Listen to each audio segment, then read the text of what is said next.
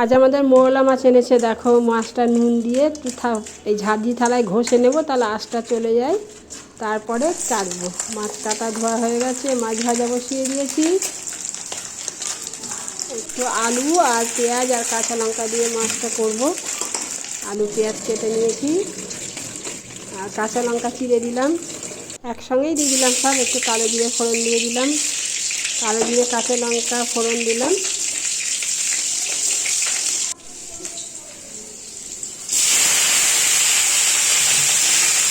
আলু পেঁয়াজটা ভাজা ভাজা হলে নুন হলুদ আর একটু জিরের গুঁড়ো দিয়ে নামিয়ে দেবো। দেখো সুন্দর ভাজা ভাজা হয়ে গেছে। মাছটা দিয়ে দিলাম, একটু নাড়াচাড়া দিয়ে হালকা অল্প একটু জল দেবো। আমি মোরলা মাছের চচ্চড়ি করি একটু একদম শুকনো শুকনো। এই যে আমার মাছ চচ্চড়ি হয়ে গেছে। কেমন হয়েছে দেখতে সবাই কমেন্ট করে জানাবে। শুভ দুপুর, সবাই ভালো থেকো।